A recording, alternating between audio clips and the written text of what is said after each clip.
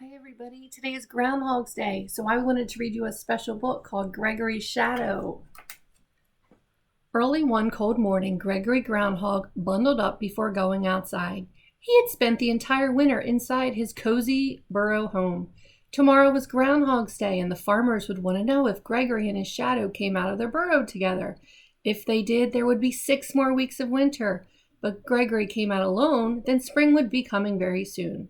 "Come on, Shadow," Gregory said to his friend. "I can't wait until tomorrow. I'm hungry. Let's go dig up something to eat."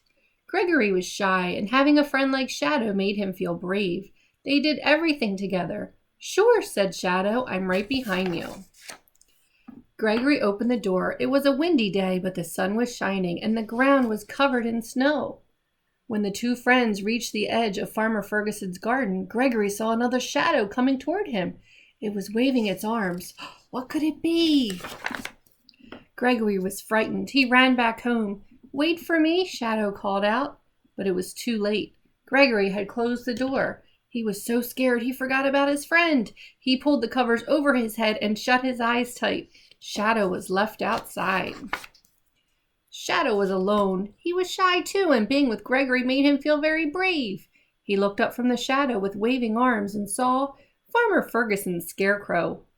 "Whose shadow are you?" asked the scarecrow. "I belong to Gregory Groundhog," said Shadow, "but he left me here. What should I do?" "I would like to help you, but I don't know how," said the scarecrow. "I don't need a shadow. As you see, I already have one." Shadow felt very sad, and he leaned against a tree. "You must be lost," said the tree. Shadow told her about Gregory. "I would like to help you, but I don't know how," said the tree. "I don't need a shadow. As you see, I can already have one." "I know where I belong," said Shadow, "with Gregory Groundhog," and he walked slowly through the snow. He soon grew tired. Just then he saw an old barn. "That's a good place for me to rest," he said to himself. "I'll be able to think more clearly after I have a nap." Shadow climbed into the dark, cozy hayloft and fell fast asleep. Meanwhile, Gregory Groundhog had realized his shadow was missing and went hunting for his friend. "Maybe he's under the bed," he thought, but all he saw was the straw mattress he had put there last fall. "Maybe Shadow is lost," he said. "He must be scared. I will go and find him," said Gregory. Gregory spent all day searching through the falling snow and didn't even think about how scared he was. He only thought about finding Shadow. When it began to snow harder, Gregory ran into the barn. It was very dark inside. Bang! The barn door blew shut behind him. Up in the hayloft, Shadow opened his eyes. He looked down and saw his dear friend Gregory. Gregory looked up and he thought he saw something in the hayloft, but it looked like a blue ghost. Gregory was just about to dash out the barn door when he heard a voice say, "It's me, I'm your lost shadow." "No, no, no, you're not my shadow," Gregory said. He ran outside. It had stopped snowing.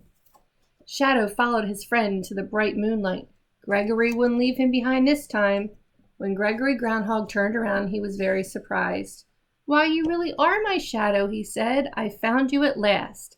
"And I found you," said Shadow. Never was there a happier pair.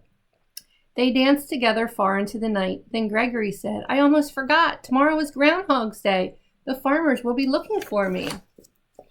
They made their way back home. "If they see us together, they'll be unhappy. It'll mean 6 more weeks of winter," Gregory told his friend. He didn't want the farmers to be unhappy, but he didn't want to be separated from his friend again. What should he do? Early in the morning, Farmer and their families gathered around the groundhog. They watched from a great distance. "Here he comes," said Farmer Ferguson.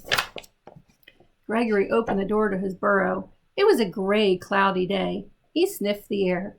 He saw the farmers. Then he had a very good idea. "Hide behind me, Shadow," he whispered. Shadow understood. He snuggled up behind his friend as close as he could and held on tight. He was so close that no one could see him. "Hooray! The groundhog is staying outside without his shadow," the farmers cheered. "Spring will be here soon. Our hard winter is over." Farmer Ferguson gave Gregory some delicious vegetables he kept in his root cellar to thank him for the good news.